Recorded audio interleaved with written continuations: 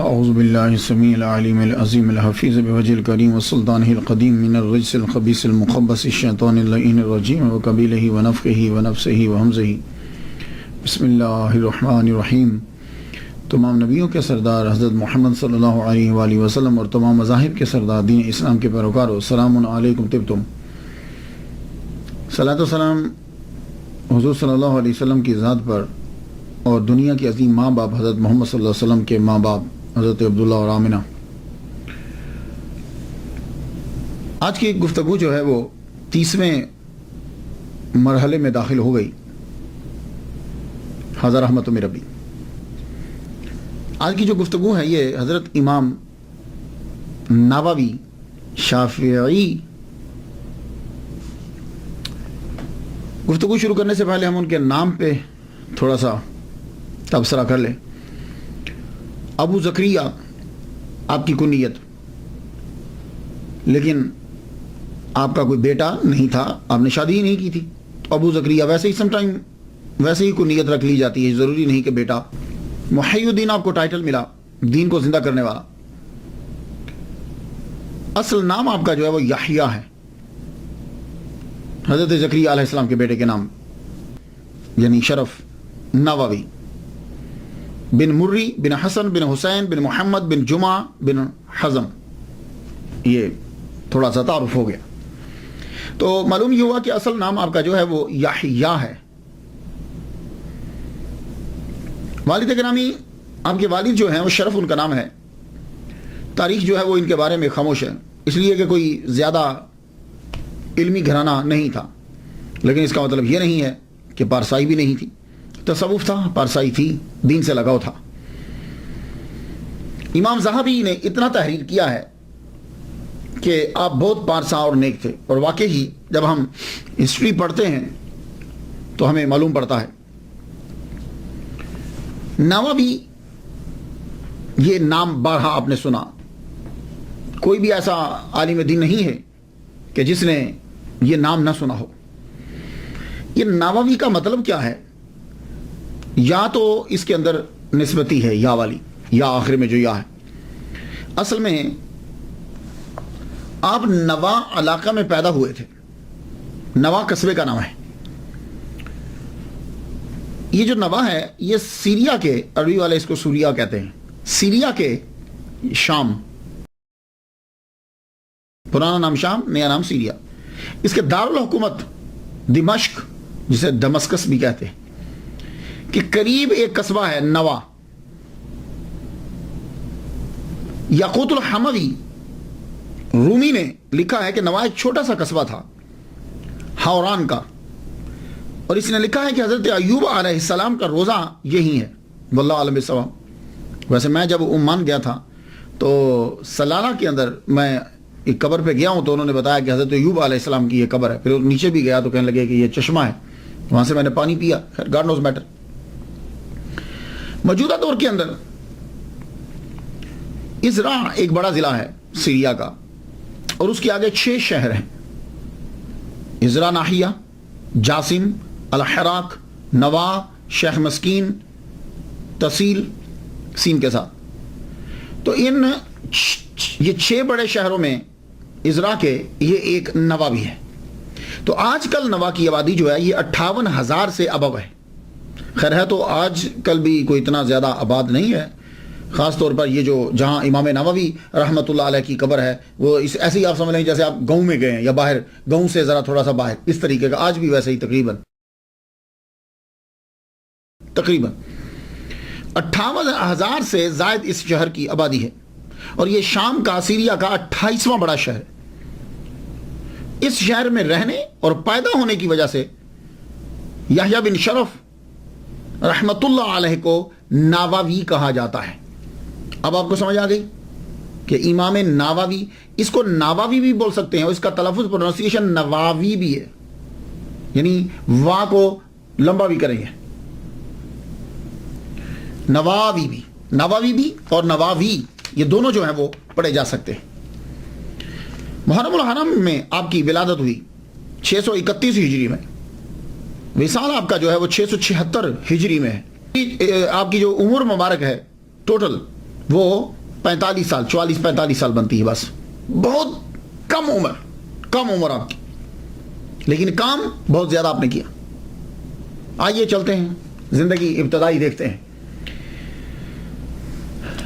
کچھ لوگوں کی آباء و اجداد یا ان کے بارے میں جب لکھا گیا تو تب لکھا گیا جب وہ مشہور ہوئے، تو جب مشہور ہوئے تب 40-50 سال کے ہو چکے ہوتے تھے، یا ان کے بارے میں لکھنے والے بعد میں آئے تو زیادہ تر جو ہے وہ تواریخ کے اندر کچھ نہ ملا۔ دیکھتے ہیں ہم امام نووی رحمۃ اللہ علیہ، آپ کے بھی والد اور خاندان کو اتنا مشہور نہیں ہے، نوا قصبہ کے اندر رہتے ہیں، اور آپ کے والد گرامی شرف کا ایک باغ ہے اور ایک چھوٹی سی دکان ہے۔ باغ، تھوڑی سی زمین اور ایک چھوٹی دکان، یہ آپ کے والد گرامی کا کل اثاثہ ہے۔ وہ کھیت جو ہے، وہ باغ جو ہے، اسی کے اندر گروسری، ویجیٹیبلز، گھر کی جو چیزیں ہیں جو گھر میں استعمال ہوتی ہیں کھانے کی اور پینے کی، فروٹ اور سبزی، وہ اسی کے اندر اگائی جاتی، اور کچھ تھوڑی سی دکان پہ لا کے رکھ دی جاتی، اور خرچہ جو ہے وہ چلتا رہتا ہے۔ یہ اگا ہوا مال باہر نہیں بیچتے تھے، کم بیچتے تھے، وہیں سے اگا ہوا گھر میں استعمال کیا جاتا تھا۔ کیوں؟ آپ پارسا ہیں، اور صوفی جو ہیں، متقی لوگ جو ہیں، وہ کھانے پہ بڑی دھیان دیتے ہیں۔ تو امام نووی رحمۃ اللہ علیہ کے والد گرامی گھر میں ہی اگاتے، اور وہ گھر میں ہی کھایا جاتا، کہ تاکہ اس کی حلت میں کوئی شک نہ رہے، اور جب خوراک حلال ہو تو یہ بات یاد رکھیے گا تو پھر بچوں پہ اثر ضرور پڑتا ہے۔ تو اللہ تعالیٰ نے آپ کو بیٹا بھی جو عطا فرمایا، پھر محرم الحرام کے اندر اللہ نے آپ کو بیٹا دیا، اس بیٹے کا نام جو ہے زکریا علیہ السلام کے بیٹے کے نام پہ یحییٰ رکھا گیا۔ اب یہ بیٹا اپنے ماں باپ کو نماز پڑھتے ہوئے دیکھ رہا ہے، اپنے ابا کے ساتھ دکان میں جاتا ہے، اپنے والد کے ساتھ کھیتوں میں جاتے ہیں، اپنے والد کے ساتھ باغ میں جاتے ہیں، اور ابا کی پارسائی کو دیکھ رہے ہیں۔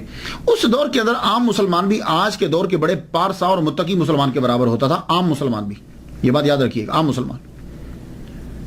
آپ کے والد گرامی نے جب بیٹا پڑھنے کے قابل ہوا، آپ کے والد گرامی نے آپ کو داخل کروا دیا مسجد کے اندر۔ مدرسہ جو مکتب تو ہوتے تھے، تب مکتب ہی ہوا کرتے تھے، قرآن ہی سب سے بڑی کتاب ہوتی تھی، اور اسی کو سیکھنا علم ہوتا تھا۔ بیٹے کو داخل کروا دیا، آپ نے قرآن مجید پڑھنا شروع کیا، لیکن آپ کی طبیعت کے اندر بالکل حضرت یحییٰ علیہ السلام کا اثر ہے۔ اگر آپ حضرت یحییٰ علیہ السلام کو دیکھیں نا، وہ بھی تنہائی، اکثر تلاش کرنا پڑتا تھا کہ ہیں کہاں، اور وہ گوشہ میں بیٹھ کر تدبر و تفکر میں لگے رہتے تھے یا روتے رہتے تھے۔ یہی حال امام نووی رحمۃ اللہ علیہ کا ہے، بچپن ہی سے گمسم، شاید کسی چیز کو سوچتے رہتے۔ قرآن مجید آپ پڑھنے لگے تو آپ کو معلوم ہے کہ جب مکتب میں جاتے ہیں تو ظاہر ہے اکیلے تو نہیں جائیں گے، ساتھ اور بھی جاتے ہیں لوگ، اور بچے بھی جاتے ہیں۔ آپ چھپ چھپ کے کیا کرتے کہ جب چھٹی ہو جاتی تو بھی قرآن مجید پڑھتے رہتے، کوئی کتاب ہاتھ لگ جاتی تو کتاب پڑھتے رہتے۔ 10 سال آپ کی عمر ہو گئی، 10 سال قرآن مجید حفظ کرنے پہ ڈال دیا والد گرامی نے، اور جب چھٹی ہوتی تو آپ قرآن مجید جو ہے وہی پڑھتے رہتے۔ ایک مرتبہ کیا ہوا، آپ بیٹھے ہوئے قرآن پڑھ رہے یا کوئی کتاب پڑھ رہے تھے، لڑکوں نے آگے تنگ کیا کہ اٹھو یحییٰ، آؤ ہمارے ساتھ کھیلو۔ آپ نے فرمایا میں نہیں کھیلوں گا، جاؤ مجھے پڑھنے دو۔ پھر بولے آؤ کھیلو ہمارے ساتھ۔ سارے لڑکے مل کر انسسٹ کرنے لگے کہ آج آپ کو ضرور لے کر جائیں گے، آج آپ ضرور کھیلیے گا۔ جب انسسٹ کیا آپ رونے لگ گئے۔ اس بات کو نقل کیا ہے شیخ یاسین ابن یوسف مراکشی نے، کہتے ہیں کہ یہ اس وقت دیکھ رہے تھے، میں دیکھ رہا ہوں کہ لڑکے تنگ کر رہے ہیں اور آپ رو پڑے۔ جب آپ روئے تو لڑکے جو ہیں وہ چلے گئے۔ جب آپ نے یہ سچویشن دیکھی تو اندر چلے گئے، مدرسہ میں گئے، مدرسہ میں جا کے پوچھا کہ اس مدرسے کا استاد کون ہے، ٹیچر کون ہے، بتایا گا یہ۔ تو آپ نے جا کر ٹیچر سے یہ کہا کہ یہ جو لڑکا بار یحییٰ جسے پکار رہے تھے، میں تمہیں اس لڑکے کے بارے میں بتانا چاہتا ہوں، اس لڑکے کی تعلیم پہ خاص دھیان دو، یہ لڑکا بڑا ہو کر عالم دین بنے گا۔ تو استاد، محلے کے استاد پوچھنے لگے بھائی آپ پامسٹ ہو، یومی ہو، کاہن ہو، کیا ہو؟ کہنے لگے میں کچھ نہیں ہوں، لیکن یہ لڑکا بہت کچھ بنے گا۔ یہ کہہ کر آپ چلے گئے۔ استاد جو ہیں، کچھ لوگوں کی بات ایسی ہوتی ہے کہ جب وہ بات کوئی سنتا ہے تو پھر وہ بات جم جاتی ہے، حالانکہ اس جیسی باتیں پہلے بھی سنی ہوتی۔ استاد نے یحییٰ امام نووی رحمۃ اللہ کے والد گرامی کو بلایا، وہ تشریف لائے، گفتگو چل پڑی. کہنے لگے یحییٰ کے والد گرامی شرف سے کہنے لگے آپ کو ایک بات بتاؤں، آج ایک بزرگ آئے تھے، بڑا نورانی چہرہ تھا ان کا، تمہارے بیٹے کے بارے میں کہہ رہے تھے کہ یہ بڑا ہو کر بڑا عالم دین بنے گا، تو تم خاص توجہ دیا کرو اس بچے کے اوپر. اب جب بات چھڑ گئی تو امام نووی کے والد گرامی شرف کہنے لگے ہاں یار آپ بھی کہہ رہے ہو، میں بھی اس بچے کے اندر عام بچوں والی طبیعت نہیں دیکھتا. میں آپ کو استاد جی مولوی صاحب ایک بات بتاتا ہوں، یہ 7 سال کا تھا، اب تو اس کی عمر 10 سال ہو گئی ہے، یہ 7 سال کا تھا. تو ماہ رمضان المبارک ہم تراویح پڑھ کر تو ہم سب سو گئے. ہم جب سوئے تو رات کافی گزر گئی تو یہ بچہ اٹھ پڑا. اٹھنے کے بعد کمرے کے چکر لگانے لگ گیا اور مجھے اٹھا رہا، ابا اٹھو، ماں کو بھی اٹھو، آپ لوگ سوئے ہوئے ہو، کیا آپ کو نظر نہیں آ رہا کہ کمرہ پورا نور سے بھر گیا ہے؟ میں بھی اٹھا، اپنی بیوی کو بھی اٹھایا، تو میں نے غور کیا تو گنا تو پتا چلا کہ آج 27ویں ہے. اللہ اکبر جل شانہ.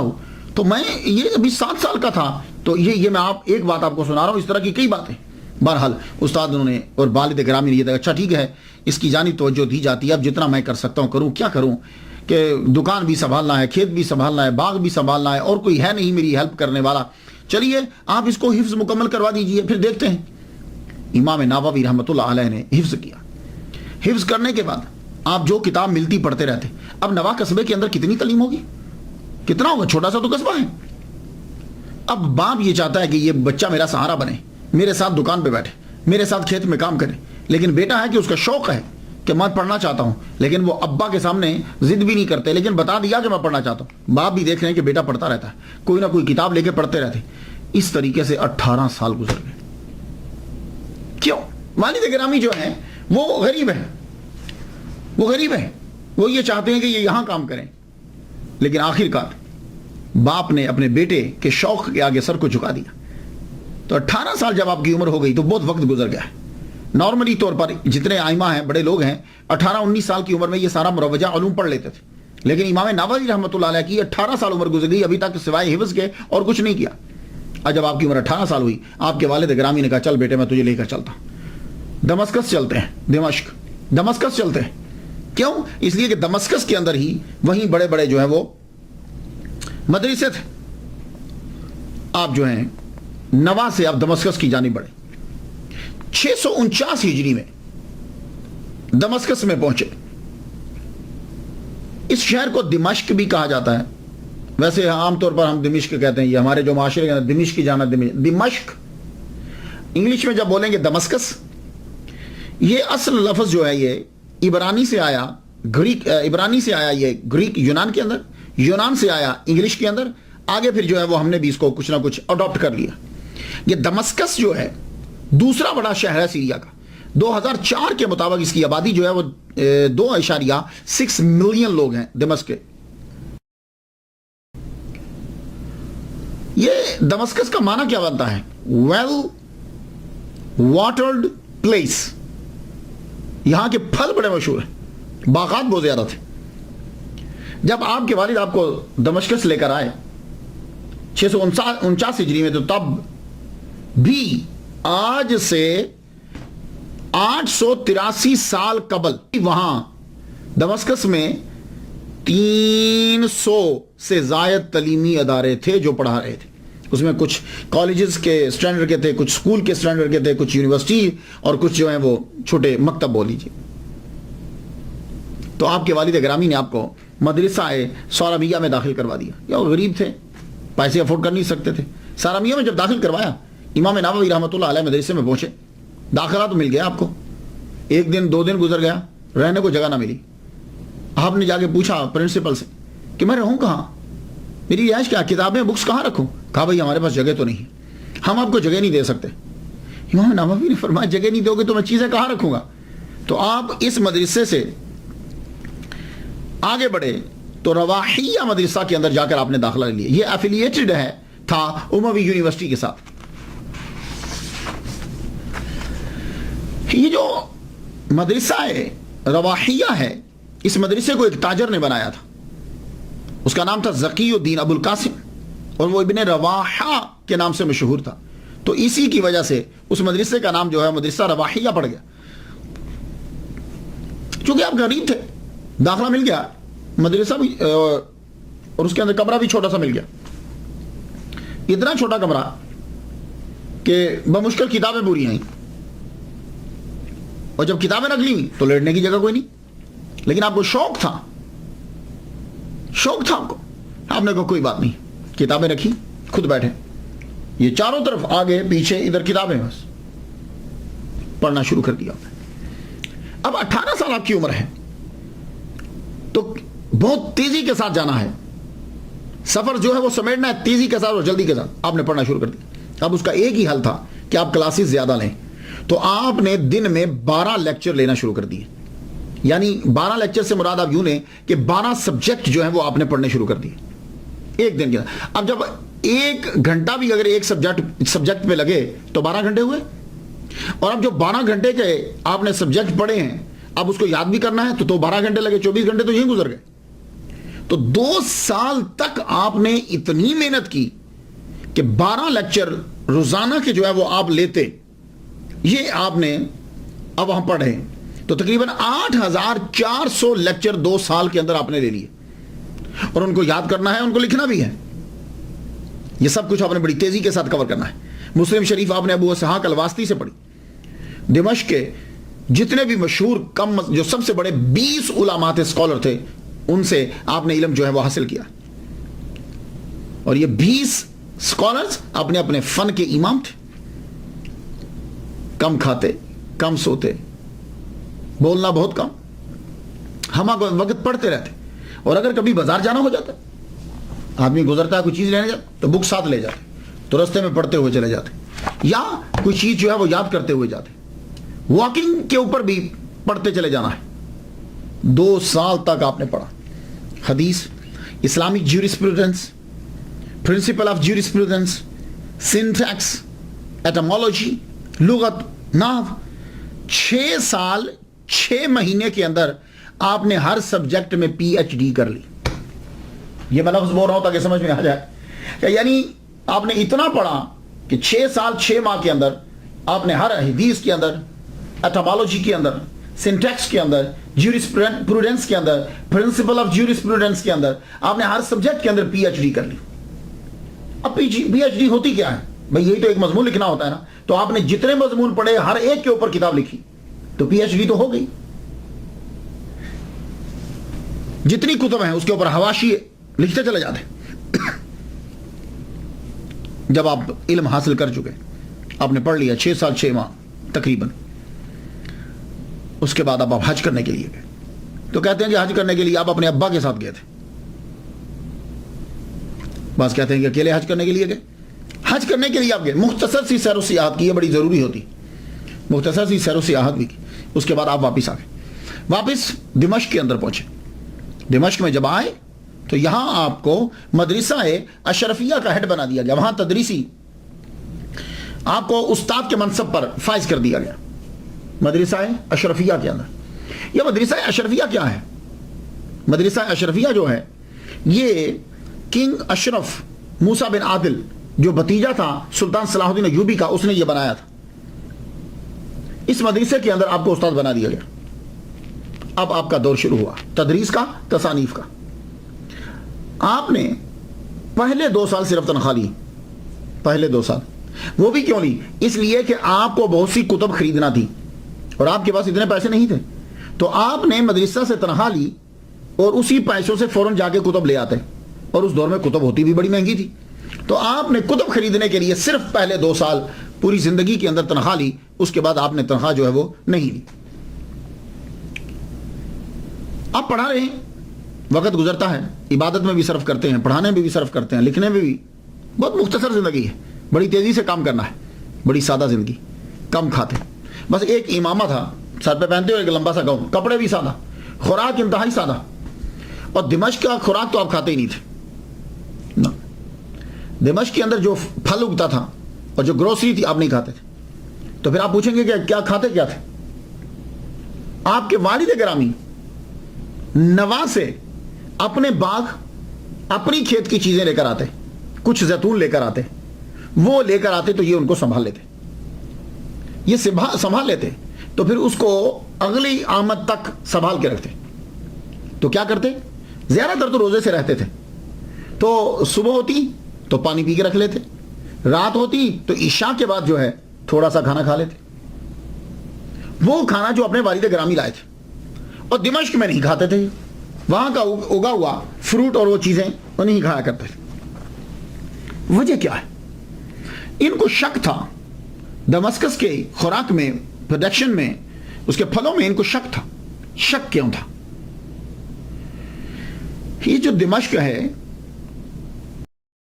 حضرت عمر کے دور میں یہ فتح ہوا، اور یہ زمین وقف کی تھی۔ وقف کیا ہوتا ہے؟ وقف یہ ہے کہ یہ چیز غریبوں کی ہے، تو اب کیا ہوگا کہ یہ جب یہ چیز غریبوں کی ہے تو اب اس سے جو بھی پروڈکشن ہوگی وہ غریبوں کو ہی جائے گی۔ یہ وقف ہے، یہ میں سمپل سی مثال دے رہا ہوں۔ یس، تو دمشق کی لینڈ جو ہے وہ وقف تھی۔ جب وہ وقف تھی، اب نہیں معلوم، امام نووی رحمۃ اللہ فرماتے ہیں کہ 600 سال میں دمشق کی زمین اکثر وقف تھی۔ فقہ میں وقف ہوگا جب تک معلوم ہو جائے۔ تو آپ یہ پوچھتے تھے، آپ کو یہی رہتا تھا who put it and for whom it was put، کس کا ہے؟ کوئی ملکیت کون شامل ہے؟ مال کدھر سے آ رہا ہے؟ تو یہ ملکیت کے اندر جو ہے نا وہ شک و شبہ کی وجہ سے آپ پھر خوراک ہی استعمال نہیں کرتے تھے، تو وہاں سے منگوایا کرتے تھے آپ اپنے ابا سے۔ 91 کلومیٹر کا سفر طے کر کے جو ہے وہ نوا سے وہاں پہنچتے دمشق کے اندر، اور وہاں آ کر وہ خوراک جو ہے وہ دیا کرتے۔ اب کی خوراک اتنی سادہ ہوتی تھی کہ قاضی القضات چیف جسٹس ایک مرتبہ عید کے دن آ گئے امام نووی رحمۃ اللہ کے پاس۔ جب آئے تو عید کے دن آدمی موسٹلی کھانا اچھا کھاتا ہے، آپ کے پاس آئے تو دیکھا آپ کچھ کھا رہے ہیں، سوپ سا بنا ہوا ہے، broth means some kind of soup, vegetable اس کے اندر، لیکن گوشت نہیں ہے، میٹ نہیں ہے۔ تو وہ سوپ سا بنا ہوا ہے، نہ آئل ہے اس کے اندر، نہ کچھ چیز ہے، تو آپ اس کو جو ہے وہ لے رہے بغیر روٹی کے۔ قاضی القضات جو ہیں شیخ سلیمان ازاری وہ بیٹھے، آپ نے فرمایا آؤ یار کھاؤ۔ انہوں نے جب دیکھا کہنے لگے بھائی یہ میرے حلق سے نیچے نہیں اترے گا۔ تو قاضی کے بھائی جو تھے وہ شہر گئے، شہر میں جا کر وہاں سے وہ بھنا ہوا گوشت اور کچھ مٹھائی لے کر آئے، وہ لا کے جب رکھی تو کہنے لگے امام نووی سے آؤ کھائیے، فرمانے لگے یہ میرے حلق سے نہیں اترے گا۔ تو سادہ خوراک، سادہ زندگی، سوچ صرف یہی تھی کہ اللہ کے رضا کے لیے میں کچھ لکھ جاؤں۔ اب یہی تدریس کے دوران ہی تصانیف کا سلسلہ بھی شروع ہوتا ہے، اور بڑی تیزی کے ساتھ۔ کتابیں تو اور لوگوں نے بھی لکھی، بڑی لکھی، مگر آپ نے 20 سال کے عرصہ میں جتنی کتابیں لکھ دی ہیں نا، دوسرا آدمی پوری زندگی میں اتنی لکھتا ہے جتنی آپ نے 20 سال کے اندر لکھ دی، اور یہ بھی آپ کی بہت بڑی کرامت ہے، بڑی عظیم کرامت ہے آپ کی۔ اب آپ ان کی کتابیں جب دیکھیں، المنہاج شرح مسلم شریف، ریاض الصالحین، کہاں نہیں ہوگی یہ کتاب؟ ہر علامہ کی لائبریری کے اندر ریاض الصالحین آپ کو ضرور ملے گی۔ شافعی فقہ کے مطابق اصول فقہ تحریر کیا، المجموع شرح المہذب، منہاج الطالبین، تہذیب الاسماء واللغات، التقریب والتأثیر فی سنن البشیر والنذیر، ما تمس علی حاجت القاری لصحیح البخاری، تحریر التنبیہ، کتاب الاذکار، یہ بھی آپ نے لکھی۔ آپ کی ایک مشہور کتاب ہے اور دعاؤں کا مجموعہ ہے، اس کے اندر بہت ساری دعائیں ہیں حضور صلی اللہ علیہ وسلم سے جو نقل ہیں، اس لیے کہا جاتا تھا بائع الدار واشتری الاذکار، بیچ گھر بار خرید اذکار، التبیان فی آداب حملۃ القرآن، الآداب الفتوى والمفتی، الترخیص فی القیام، المناسک، شرح ابی داؤد، شرح ترمذی، روضۃ الطالبین، 40 نووی، 40 النوویہ، الاربعون النوویہ من الاحادیث الصحیحۃ النوویہ. اربعین نووی اکثر آپ اس کا نام جو ہے آپ سنتے ہیں. یہ کتاب آپ کی بڑی مشہور ہوئی اربعون نوویہ، امام نووی کی لکھی ہوئی 40 احادیث مبارکہ. یہ جو 40 احادیثیں ہیں حضور صلی اللہ علیہ وآلہ وسلم کی آئے ایک حدیث ہے جس کو حضرت مولا علی رضی اللہ تعالیٰ عنہ نے بیان کیا، حضرت عبداللہ بن مسعود رضی اللہ تعالیٰ عنہ نے، حضرت ابو دردہ نے، حضرت معاذ بن جبل نے، حضرت عبداللہ بن عمر نے، حضرت عبداللہ بن عباس نے، انس بن مالک نے، حضرت ابو ہریرہ نے، حضرت ابو سعید خدری رضی اللہ تعالیٰ عنہم اجمعین. ان سب نے یہ بیان کیا. مفہوم یہ ہے کہ حضور صلی اللہ علیہ وآلہ وسلم نے فرمایا کہ جو 40 احادیث یاد کر لے گا جن کا تعلق میری امت میں سے کوئی یاد کرے اور اس کا تعلق دین سے ہو 40 حدیثوں کا، تو قیامت کے دن وہ اٹھے گا علماء میں اور فقہاء میں.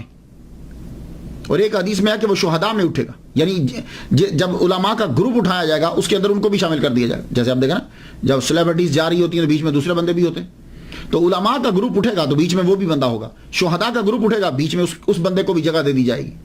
40 یہ حدیث، اس حدیث پر جو ہے وہ عمل کیا. پھر بہت سے لوگوں نے 40 احادیث مبارکہ جو ہیں وہ لازمی لکھی. انہوں نے رحمۃ اللہ علیہ لکھتے ہیں کہ میرے علم کے مطابق سب سے پہلے عبداللہ بن مبارک نے لکھی 40، پھر اسلم بن توسی نے، حسن بن سفیان النسائی نے، ابو بکر اجری نے، ابو بکر محمد بن ابراہیم الاصفہانی دارا قطنی نے، الحاکم ابو نعیم نے، عبد الرحمن سلامی نے، ابو سعید الملینی نے، ابو عثمان صابونی نے، امام بائحقی رحمۃ اللہ علیہ نے.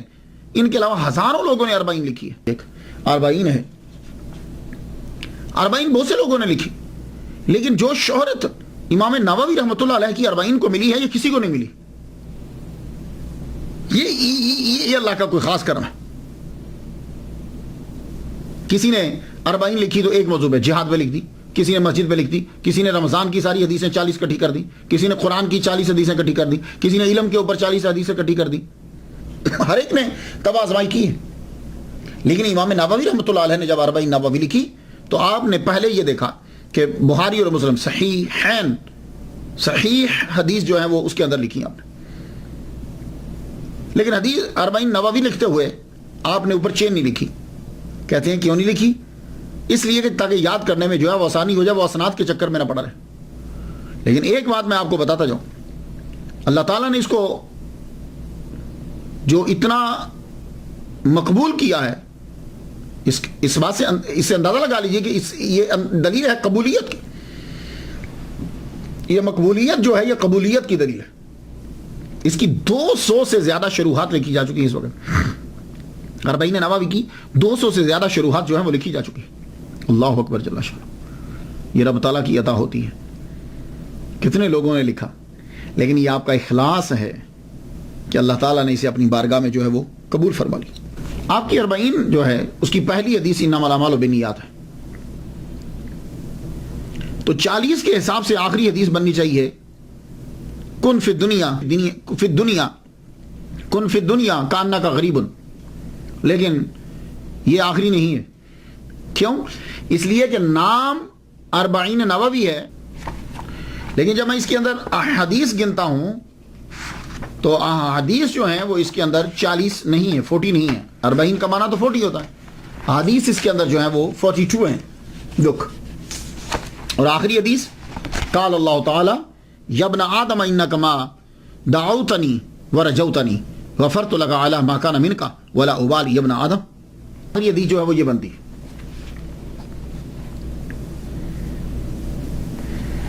اب اس کا جواب جو ہے وہ کیا ہے کہ نام تو ہے کہ 40 حدیث، لیکن بیچ میں 40 نہیں ہے. تو وہ کہتے ہیں کہ بات یہ نہیں ہے کہ صرف 40 کے عدد کو ہی پورا کرنا، اس سے آگے نہیں بڑھنا. اصل مقصد حدیث مبارکہ پر عمل کرنا ہے کہ 40 جو ہے وہ ہونی چاہیے. اس کا مطلب یہ نہیں ہے کہ تم زیادہ نہیں لکھ سکتے، کہ جس کو 40 آ گئی کم نہ ہو زیادہ ہو جائیں تو 40 اندر آ گئی. اس کے علاوہ آپ کی کتاب المقاصد فی التوحید والعبادۃ والتصوف، تصوف کے اوپر زبردست کتاب ہے آپ کی.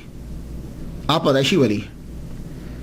پوری زندگی آپ نے حضرت ابو ذر غفاری رضی اللہ تعالیٰ عنہ کے مطابق جو ہے وہ گزار ڈالی. پوری زندگی آپ کے اوپر تصوف کا غلبہ رہا، اور آپ کی کرامات آج تک زندہ کتابیں ہیں آپ کی. یہ زندہ کرامت ہے. اور یہ کتاب جو تصوف پہ لکھی اس کے اندر آپ نے 5 خصوصیات لکھی ہیں صوفیہ کی کہ صوفی کے اندر یہ 5 چیزیں ہونی چاہیے. خلوت و جلوت میں اللہ کے ہونے کا احساس پہلا. دوسری صفت قول و فعل میں حضور صلی اللہ علیہ وسلم کی اتباع. تیسری صفت زیادہ مانگنے اور زیادہ ملنے سے بچنا. چوتھی جو رب نے دیا اس پہ قناعت. پانچویں ہر کام میں اللہ کی خوشنودی. اور یہ ہے تصوف. تو تصوف کا غلبہ آپ کی زندگی میں رہا آخر تک. بستان العارفین فی الزہد و تصوف ایک اور کتاب آپ کی. اس کتاب کے اندر قدیم صوفیاء کے انمول اقوال درج کیے جن کا تعلق زیادہ تر ہے تزکیہ نفس کے اندر کہ نفس کو جو ہے وہ پاک کس طریقے سے کرنا ہے. امام شافعی رحمۃ اللہ علیہ کا قول نقل کیا. قول ہے کہ صرف مخلص کو پتہ چلتا ہے کہ ریاکاری کیا ہے. یہ امام شافعی رحمۃ اللہ علیہ کا قول ہے. کیا مطلب؟ تصوف میں یہ ایک اہم موضوع ہے ریاکاری. ایک اہم موضوع. اس سے بچنا کیسے؟ ریاکاری سے بچنا مست ہوتا ہے. اس کے لیے ولی صوفی بڑا کام کرتا ہے. تو امام نووی نوٹ لکھتے ہیں کہ منافقت کیا ہے اور ریاکاری کیا ہے. یہ صرف وہی جان سکتا ہے جو اللہ کے لیے کام کر رہا. اخلاص کا بڑے اخلاص کے ساتھ طلبگار ہو. اخلاص کا انتہائی اخلاص کے ساتھ طلبگار ہو. بہت ریاضت مجاہدہ مراقبہ کے بعد جا کر معلوم ہوتا ہے کہ منافقت اور ریاکاری کیا ہے. تو تصوف کے اوپر اور پوری زندگی ولیوں کی طرح جو ہے جسے ہم نے تقسیم کر ڈالی ہے ایک بہت بڑے صوفی بہت بڑے علامہ. اور آپ کا لکھی ہوئی حزب آپ کا لکھا ہوا ورد وہ آج بھی لوگ جو ہیں وہ پڑھتے ہیں. ورد الامام النووی. اسے حزب النووی بھی کہا جاتا ہے. عرب میں صوفیہ کرام اسے اپنے وظائف میں پڑھتے ہیں. علامہ محمد سعید رمضان البوتی یہ بہت مشہور ہیں. 60 سے زائد انہوں نے کتابیں لکھی ہیں. 21 مارچ 2013 میں ان کو سیریا کے اندر مار ڈالا گیا. شام میں شہید کر دیا گیا ان کو. یہ تحریر کرتے ہیں کہ ورد الامام النووی جو ہے یہ امام نووی کے ہی ہیں. پوری چین جو ہے انہوں نے بیان کی کہ کس نے کس سے لیا کس نے کس سے روایت کی. اور وہ خود بھی اس کو اپنے وظائف میں پڑھا کرتے تھے. اور صبح خاص طور پر صبح کے وقت اسے جو ہے وہ پڑھتے تھے. سلسلہ نقشبندیہ جو ہیں یہ تو خیر اشعری ہیں. سلسلہ نقشبندیہ کے اندر جو ہے یہ اس وظیفے کو پڑھا جاتا ہے عرب ممالک کے اندر. عرب ممالک میں جو لوگ ہیں یہ اگر ورد الامام النووی آپ کو ملے تو آپ اسے ضرور پڑھا کریں. بسم اللہ اللہ اکبر سے شروع ہوتا ہے. اس کی خاص بات جو ہے وہ سن لیجیے. اقول والا نفسی والا دینی والا اہلی والا اولادی والا مالی والا صحابی والا ادیانہم والا اموالہم الف الف بسم اللہ اللہ اکبر. اقول والا نفسی والا دینی والا اہلی والا اولادی والا مالی والا صحابی والا ادیانہم والا اموالہم الف الف الف لا حول ولا قوت الا باللہ العلی العظیم. بسم اللہ و باللہ و من اللہ و الی اللہ و علی اللہ و فی اللہ ولا حول ولا قوت الا باللہ العلی العظیم. یہ ہے ورد الامام النووی. مختصر ہے. اگر آپ کو عربی آتی ہو تو آپ اس کو جو ہے وہ 7-8 منٹ کے اندر جو ہے وہ اس وظیفے کو پڑھ دیتے ہیں. اجتماعی طور بھی اسے پڑھا جاتا ہے. اس کے اندر بڑا ہی آدمی پریشانیوں سے بچتا ہے. اللہ تعالیٰ کا خاص کرم جو ہے وہ شخص کے پہ ہوتا ہے جو اس حزب النووی کو پڑھتا ہے. امام نووی رحمۃ اللہ علیہ کی خاص بات باوجود اس بات کے کہ کوئی اتنا بڑا امیر خاندان نہیں ہے لیکن چونکہ آپ کے اندر تقویٰ ہے اس لیے آپ کے اندر کلمۃ الحق دشمن بادشاہ کے سامنے بھی آپ دین کو بیان کر رہے. سچ کو بیان کرنا بادشاہ کے سامنے بڑا مشکل ہوتا ہے. اور آپ نے بیان کیا. آپ کے دور کے اندر جن کی حکومت تھی آغاز ہوا وہ خاندان غلامہ ہیں. ممالک یہ ممالک کون ہیں؟ ان کا دوسرا سلطان جو ہے وہ ظاہر بی برس ہے. ظاہر بی برس دوسرا سلطان. یہ سلطان صلاح الدین ایوبی کے فوج میں سپاہی تھا. اس کو 10 فوجیوں کے اوپر حاکم بنایا گیا, پھر 100 فوجیوں کے اوپر حاکم بنایا گیا, پھر 1000 کے اوپر حاکم بنایا گیا, پھر 10,000 کے اوپر حاکم بنایا گیا. اور جب ایوبیوں کی حکومت ختم ہو گئی تو پھر یہ جتنے ہیں سب ممالک جتنے یہ سب مل کر اس نے حملہ کیا تتاریوں منگولیوں کے ساتھ, مار بھگایا ان کو فارس تک. اس کے بعد جتنا قبضہ جو ہے وہ کر لیا انہوں نے، یہ سلطان، یہ خلیفہ بنا. اور جب یہ دمشق کے اندر داخل ہوا تو پورے تکبر کے ساتھ کہ میں نے اس کو فتح کیا ہے منگولوں سے. لیکن جب یہ آیا، امام نووی رحمۃ اللہ علیہ پسند کرتے تھے اسے. کیوں؟ اس نے تتاریوں کو مار بھگایا، لیکن اس کے سسٹم کو آپ پسند نہیں کرتے. جب یہ دمشق میں داخل ہوا، اس نے حکم نامہ جاری کیا، لیٹر ارسال کر دیا سب کو کہ بادشاہ کو جو ہے وہ ٹیکس دیا جائے. امام نووی رحمۃ اللہ علیہ نے فوراً خط لکھا. اس کو خط لکھ کے فرمان لگے، سن، اسلامک فقہ میں خلیفہ کے لیے ٹیکس حرام ہے، اسلام میں زکوٰۃ کا نظام ہے. کچھ لوگوں نے آواز اٹھائی، لیکن یہ ظاہر بھی برس کے خلاف جو سب سے بڑی آواز تھی وہ حضرت امام نووی رحمۃ اللہ علیہ کی. امام یحییٰ النووی رحمۃ اللہ علیہ، آپ نے لکھا تمہیں خدا کا خوف نہیں ہے اے خلیفہ؟ جیسے تمہیں اللہ تعالیٰ نے کہا ہے ویسے کام کرو، جیسے اللہ چاہتا ہے ویسے کام کرو. تاتار نے مسلمانوں کی زمین جو ہے وہ ظلماً لے لی تھی، گویا کہ وہ چور تھے اور یہ مال مسروقہ ہے. اب تم نے قبضہ واپس لیا تو بتاؤ مال حقدار کو واپس کرنا چاہیے یا خود کھانا چاہیے؟ تم چوری کا مال کھاؤ گے؟ تم میں اور منگولوں میں فرق کیا رہ گیا؟ کچھ علماء دربار نے یہ فتویٰ دے دیا تھا کہ تم نے لڑ کے لیا ہے، تم قابض ہو، یہ تمہاری ذاتی جگیر ہے. جب خط بیبرس نے پڑھا تو سیکھ پا ہو گیا. حکم دیا اس عالم کو اس عالم کی تمام مراعات اور وظائف اور تنہائیں ختم کر دی جائیں. لوگوں نے کہا جناب وہ آگے نہیں لیتا، وہ تنہا نہیں رہتے، کوئی مراعات اس کو نہیں دی جاتی. اب امام نووی کو اپنے دربار میں بلایا، دیکھو کہ یہ ہیں کون. امام نووی رحمۃ اللہ علیہ بڑی شان کے ساتھ تم طراق کے ساتھ آپ داخل ہوئے، دربار میں داخل ہوئے. گفتگو جب چل پڑی تو وہ کہنے لگا کہ آپ نے میرے خلاف فتویٰ دیا ہے، آپ مجھے بتاؤ، میں یہ جو لوگوں سے پیسے لے رہا ہوں یہ میں جہاد کا ٹیکس لے رہا ہوں، مجھے جہاد کرنا ہے، پیسے چاہیے، میں اس لیے ان سے ٹیکس لے رہا ہوں. اب آپ بتاؤ، سارے مولوی بیٹھے ہیں، کیا جہاد کے لیے یا ایمرجنسی ہو جائے تو بادشاہ خلیفہ جو ہے وہ ٹیکس نہیں لے سکتا؟ تو بات تو بالکل اس کی بجا تھی. فقہ کے اندر یہ جائز ہے، جب ایمرجنسی نافذ ہو جاتی ہے تو زکوٰۃ کے علاوہ بھی پیسے خلیفہ جو ہے وہ عوام سے لے سکتا ہے. لیکن آپ نے کیا فرمایا سن لیجئے، اور یہ حضرت امام نووی کا ہی خاصہ ہے کہ آپ نے یہ جملے بول دیے. آپ نے فرمایا سن، تم یہ جو دلیل دے رہے ہو کہ میں جہاد کا ٹیکس لیتا ہوں، سنو، غور سے سنو. دربار میں سناٹا چھا گیا. دربار میں تقریر فرمانے میں نے کہا خلیفۃ المسلمین سن، کس نے حکومت دی؟ آپ کے ہاتھ حکومت کس نے دی؟ یاد کرو تم ایک دور میں غلام تھے اور اب سلطان ہو. ایک دھیلا کے مالک نہیں تھے تم، ایک پینی کے، ایک اشرفی کے تم مالک نہیں تھے. اب تم دراہم و دنانیر کے مالک ہو، بہت سی جائیداد کے مالک ہو. کتنے تمہارے غلام اور لونڈی ہیں اس وقت؟ تم خود غلام تھے اور اب بہت سارے غلام اور لونڈیوں کے تم مالک ہو. کتنی بڑی جائیداد جو ہے وہ تمہاری ہے. یہ تمام تم نے لوگوں کے خزانے سے لیے، لوگوں کے پیسے سے خزانہ بنایا، لوگوں سے پیسے لیے. اور یہ سارا جو تیرے بیت المال میں جمع ہے یہ عوام کا خزانہ ہے، عوام کی دولت ہے، تمہارا نہیں ہے. تم اس وقت جہاد کا ٹیکس لگا سکتے ہو جب تیرے پاس کچھ نہ ہو اور یہ ساری دولت تو واپس بیت المال میں دے دے یا لوگوں میں تقسیم کر دے اور تیرے پاس کچھ بھی نہ ہو، جیسے حضرت عمر بن عبد العزیز رضی اللہ تعالیٰ عنہ نے یہ سارا کا سارا کچھ جو ہے وہ دے دیا تھا. تب جا کے تو جہاد کا ٹیکس لے سکتا ہے. ساروں کا مال اپنے پاس جمع کر کے اور تو خود کو غریب سمجھ رہا ہے. اللہ اکبر جل شان. اس کا ایک رنگ آئے اور ایک رنگ چاہے. بڑی دیر تک سر جھکائے رہا.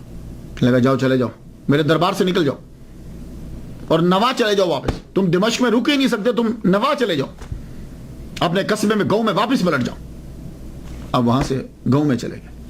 کچھ عرصے کے بعد بادشاہ نے آپ کو واپس بلا لیا، کہا آپ تدریس کا سلسلہ جو ہے وہ شروع کیجیے. دربار میں بیٹھے ہوئے خاص نے پوچھا امیر نے، حضور واپس کیوں بلایا آپ نے؟ کہنے لگے اس ڈر سے. محمد مصطفیٰ صلی اللہ علیہ وسلم نے فرمایا کہ جس نے میرے ولی سے, اللہ کہتا ہے حضور کی زبان سے, کہ جس نے میرے ولی سے دشمنی کی میں اس سے اعلان جنگ کرتا ہوں, تو مجھے ڈر آ گیا کہ خدا کا قہر مجھ پہ غالب نہ آ جائے. تو کہنے لگا وہ دربار میں سے بھیجا کیوں تھا آپ نے, دربار سے کیوں بھیجا تھا؟ اگر اتنا ڈر تھا تو نوا نہ بھیجتے. کیا لگے نہیں, میرا دل چاہا تھا کہ میں مار ڈالوں, لیکن جب یہ تقریر کر رہے تھے تو میں ان کو دیکھ رہا تھا کہ 2 شیر ان کے دائیں اور بائیں جانب کھڑے ہیں. میں ڈر گیا, مجھے تب سے یقین ہو گیا کہ یہ بندہ اللہ کا ولی ہے. لیکن اب کیا کروں کہ اپنے دربار کے دبدبے کو بھی تو رکھنا ہے, اپنے مقام کو بھی تو رکھنا ہے. اس لیے میں نے یہ گستاخی کی کہ میں نے ان کو نواب واپس بھیج دیا, اور تھوڑے عرصے کے بعد میں نے اپنا حکم واپس لیا اور ان کو واپس تدریس پہ لگا دیا. یہ ہیں امام نووی رحمۃ اللہ علیہ. علامہ بوطی نے فرمایا ہے کہ اگر امام نووی رحمۃ اللہ علیہ اللہ کے ولی نہیں ہیں تو پھر اللہ نے کوئی بھی دنیا میں اپنا ولی نہیں بنایا. امام نووی رحمۃ اللہ کا مرتبہ اس سے جانیے کہ جب امام علی بن عبداللہ الکافی السبکی رحمۃ اللہ علیہ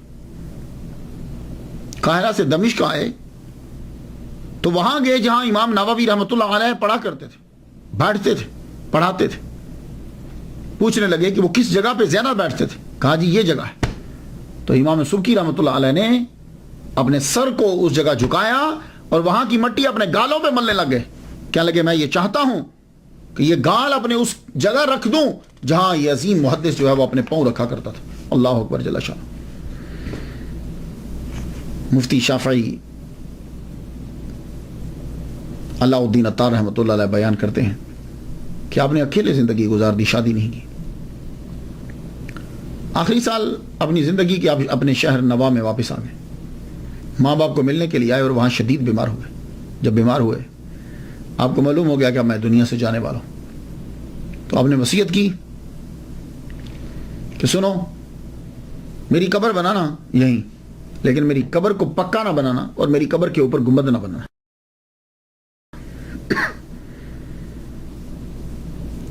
آپ کی یہ وصیت پر عمل رہا آپ کے, کیونکہ آپ کے والد گرامی بھی زندہ رہے. 9 سال کے بعد آپ کے والد گرامی, آپ کی وفات کے 9 سال کے بعد آپ کے والد گرامی کی وفات ہوئی. تو اگر آپ اب جائیں نوا شہر میں جائیں سیریا میں, تو آپ ایک تو آپ کو نظر آئے گا بہت دور ہے آپ کا مزار جو ہے نا, ایسے گاؤں سے باہر کی جگہ میں. دوسرا اتنا زیادہ کوئی بڑا نہیں ہے, شاندار نہیں بنائے گا, ارد گرد بھی. تو اندر جو ہے وہ ایک کتبہ سا لگا ہوا ہے, بینر سا, اس کے اوپر لکھا ہوا ہے آپ کی ولادت محرم میں ہوئی اور آپ کا وصال جو ہے وہ رجب میں ہوا. وہاں ویسے 44 سال لکھا ہوا ہے, آپ کی ٹوٹل عمر 44 سال ہے وہاں جو لکھا ہوا ہے. تو جب وقت گزرا, جنریشن ایک گزری, تو دوسری جنریشن نے چاہا کہ ہم اس کے اوپر گنبد بنا دیں, چھت بنا دیں. لیکن کیا ہوا, اتنا موٹا, بہت موٹا جو تنا ہوتا ہے نا, یقین جانیے یہ میرے اس میں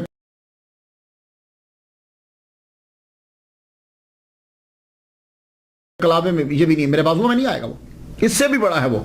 اگر آپ دیکھیں جا کے تو وہ اتنا بڑا درخت جو ہے وہ آپ کی قبر کے بالکل اوپر اگا ہوا ہے, اور اتنی بلندی پر گیا ہے اس کی شاخیں اور وہ, کہ نہ تو اوپر چھت ڈالی جا سکتی ہے اور نہ ہی اوپر گنبد بنایا جا سکتا ہے.